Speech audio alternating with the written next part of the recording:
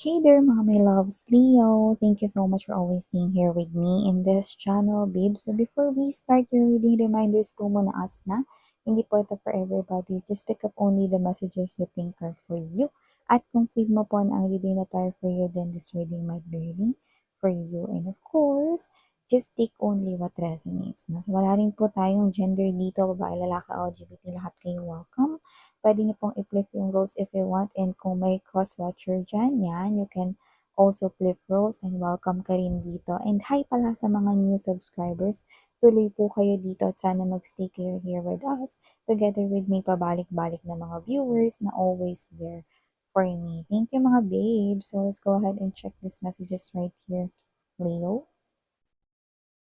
Archangel Michael, thank you so much together with the angels and guides. What do we have here? Messages for Leo na pwede nilang i-look forward, pwede nilang abangan. Yan.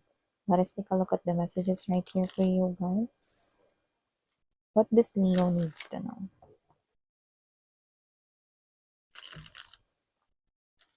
What does Leo needs to know? Messages for Leo, please. What does Leo needs to know?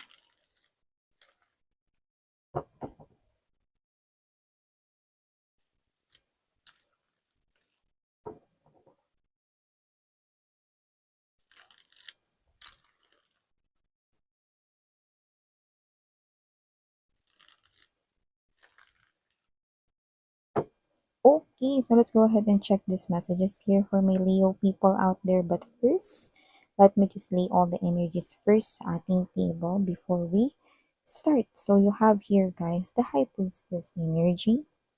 You also have here the Full Card energy. Wow, two major arcanas already. You also have here the Seven of Swords energy. Two of Wands energy for my Leo out there. And the third arcana for you guys is this. Major arcana is the Double energy, followed by the Queen of Cups energy. Moon card is at the bottom of the deck together with the Five of Wands energy and the Sun. Happiest energy in the tarot. So it looks like there's happiness coming your way. But first, meron ka munang kailangang pagdaan ng sadness. Ops, wag huramentado at wag masad muna kasi kailangan talaga itong pagdaanan, no? Para talagang clear na ang pathway. So something here will be illuminated at nakikita natin that it's about happiness right here. Maybe someone's favorite flower is sunflower, but I do see that the main message na nakuha natin no, dun sa sunflower na yun is that happiness is definitely extreme. Happiness no, is definitely coming your way, but you need to face something first. Might be something here na possible na hindi mo gustong harapin, ayaw mong harapin, or you could be trying to escape from this, but you need to face this in order for maklear ang way para makarating ka dito sa extreme happiness. We'll talk about that more mamaya, pero dito muna tayo sa mensaheng ito. So for my Leo people out there, nakita ko dito, no, it looks like the universe right here is trying to protect you from someone here na maaaring mag-love bomb sa inyo, gaslight sa inyo, at what? Maging hot and cold sa inyo. So, ibig sabihin, universe right here will protect you, no? Sa isang someone brand new na posible ninyong makilala. Leo, isa itong bagong individual, no? Pero hindi po siya dapat pagkatiwalaan. Yes, you heard it right. This person is unworthy, no? Dahil hindi siya trustworthy. So, nakita ko dito na posibleng siya ay may energy na malihim. Pero, ang lihim na yon ay nakakuha tayo ng negative na energy. So, possible this guy or this woman right here is someone who could be a narcissistic, someone who could be toxic, okay? Or someone just looking for fun, diba?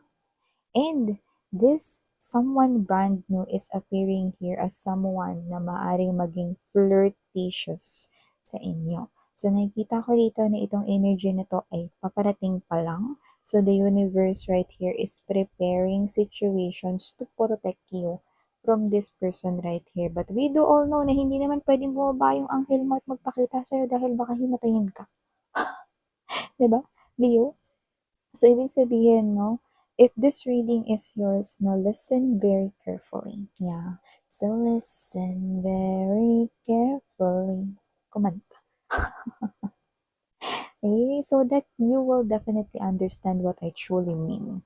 Universe is trying to use me as a medium to inform you that there is someone here trying to be flirty at you pero walang balak na seryosohin ka. Kaya kung sino man 'tong energy na 'to 'no, it's like giving you advice in advance 'no, na meron kang makikilala na energy na mararamdaman mo agad 'no, because you're gonna witness, you're gonna observe a lot of red flags dito sa tao na 'to at huwag mo yung i-ignore.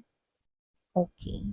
Kasi ang hanap mo dito is yung seryosong commitment at hindi yung laro-laro lang at hindi yung nagpe-play ng mind games and tricks 'no. Hindi na kayo bata para maging, maging mapaglaro or hindi seryosohin ng love. But this person right here, possible na mas matanda pa 'to sa inyo sa age 'no, or kung kaedad niyo 'to, immature, childish, Leo. So, hindi kayo nababagay sa kanya. So, the universe is trying to protect you from this person right here who will try to get your attention and then, poof, baka siya ay bigla na lang kayong i-ghost, mawala, iwasan, no? Na para siya rito naging isang bula ng Tide Taba. So, nakita ko dito mga babes, no, that you are someone here who is appearing as the Queen of Cups energy. You are someone here who can definitely give that kind of love na seryoso at talagang pag nagbigay kayo ng love sa isang person lamang talaga. Ang may pinakamalaking hawak ng chalice of love na parang kasing laki ng pitchel ay walang iba kundi ang Queen of Cups energy. Isa kayong maalaga, mapagmahal at napaka ah, understanding, no, na individual. So, nararapat lamang na isang kagaya ninyo ang inyong makilala and the universe is trying to protect you from any harm and danger, no, kagaya ng taong papasok sa inyong life. Yan. So, maliban dyan, no, sa nakakabwisit na energy na yan, nakita rin ako rito na meron kang lihim na matagal mo nang tinatago na posibleng mabunyag. Huwag kayong mag-alala kasi hindi ko naman nakikita mga babes na isa itong klase ng energy na parang mapapahiya kayo or this could be something here disgusting na ayaw mo nang lumabas sa bahay ninyo forever, no? Pero nakita ko dito na kung ano man tong sikreto na to, parang childhood to. Yung parang mga sikreto ng mga bata dito, no? So, posibleng example nito, no, siguro pinakatatago-tago mo yung picture mo, no, tapos yun yung picture mo no na natanggal lahat ng ipin mo. Kasi nasobrahan ka sa kain ng chocolates or ng candies, mga sweets, no, noon, no. And ikaw ito na ayaw mo itong ipakita sa kahit na sino ngayon, no. So yeah, little bit na nakakahiya yun, no. Pero parang ganun lang. Hindi yung mabibigat na mga sikreto, no, na parang um, ikaw ito, no, na isa kang ah, isa kang manggagancho or isa kang kabit or whatever, no? Hindi gano'n, no? Parang isa itong klase ng sikretong tinago mo nung childhood ka, no? Or nung childhood mo. Yan. Noon. So, okay lang naman yan na mabunyag mga babes, no? Pero nakita ka dito medyo mahihiya ka lang.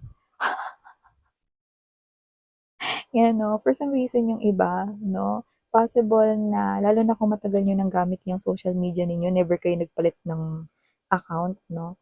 Meron tayong nakikita na diyan makikita yung mga old photos ninyo 'no. So, for some reason hindi naman talaga siya as in embarrassing, para sa inyo lang, parang feeling niyo nakakahiya lang 'yun, 'yan. Para sa'kin ang cute niyan. Kaya carry lang 'yun mga babes. So, maliban diyan Leo, nakita rin ako rito ng possible na mag-travel ka. Hindi ko naman nakikita na maso-short ka rito sa travel na ito 'no, kasi nakikita ko rito na hindi ka maraming nabibili ng mga pasalubong or whatever 'no, pero possible na kumain ka ng kumain, 'yan. Baka foodie ka or nakakagutom lang kasi 'di ba minsan nakakagutom yung maglalakad ka 'di ba, pasyal-pasyal 'di ba. So nakita ko rito sa travel na 'to mga babes 'no, hindi ka mag-isa diyan.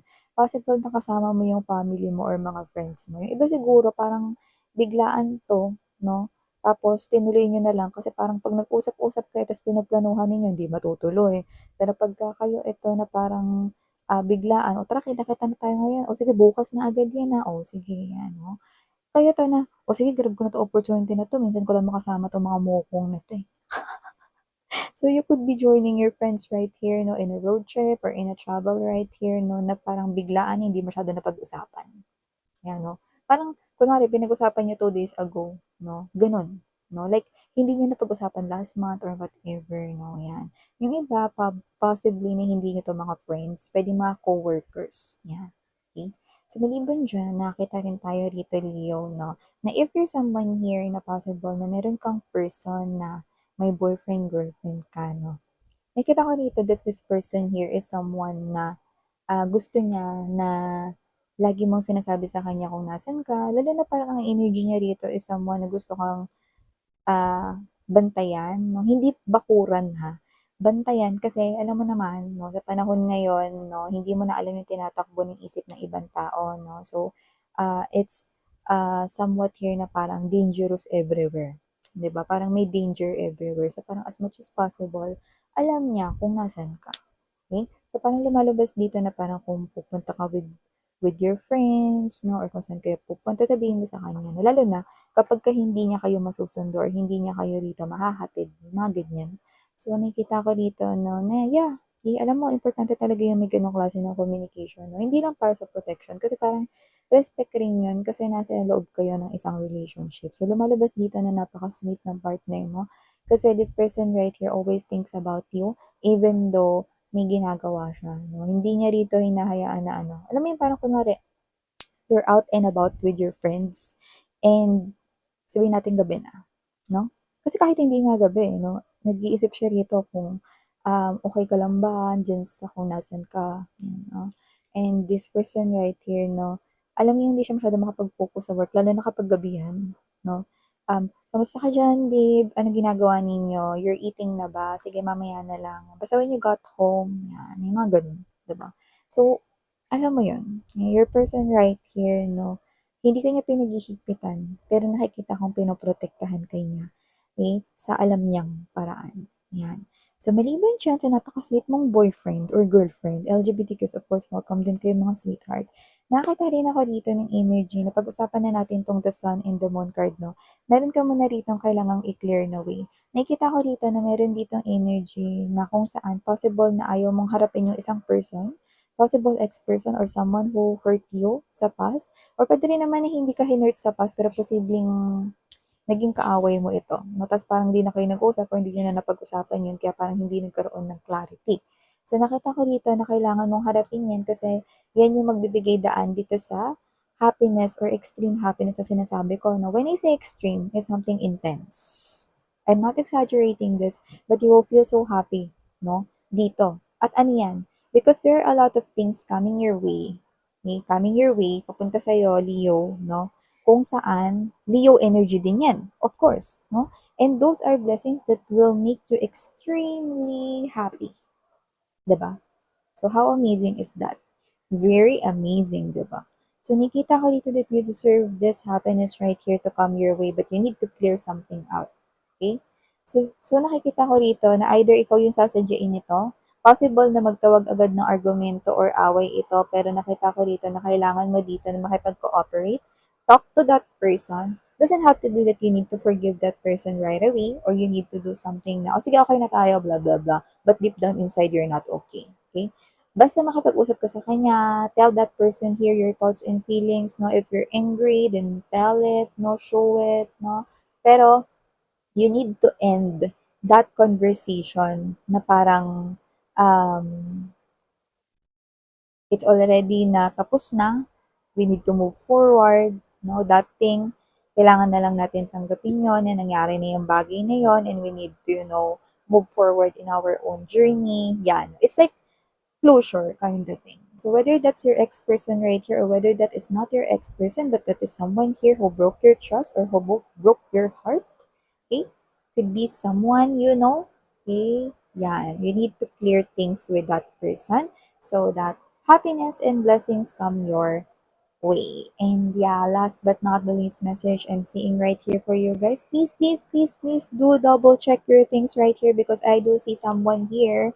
Meron kayong may iwan na something important, no? At hindi lahat good Samaritan, mga mahal. Hindi lahat binabalik yan. At dito, possible na yung iba hindi nyo to wallet pero pwedeng ID nyo to, no? So, hindi lahat may ano, no? May gana na dalhin yun sa barangay or sa police station, no? Para yung pulis yung tatawag sa inyo, no? Iba, posibleng daan-daanan lang yan, tapak-tapakan at baka masira pa. Iba baka itapon pa sa basurahan, di ba? So, para lang rin less hassle for you guys, alam naman natin, no, na napakadami ng proseso nung nakuha natin yung mga identification ID natin, di ba? Cards, identification cards, di ba?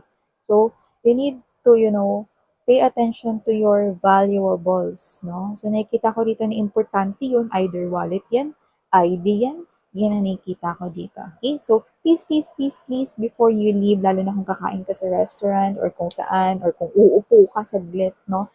Sa kung saan, park man yan, mall, whatever, please check your things bago kayo umalis. Okay. So yeah, these are all the messages we got right here from my Leo people out there. Thank you so much for your time here, babe. And muli ako po si Han. Sarang Leo, love and light. Annyeong.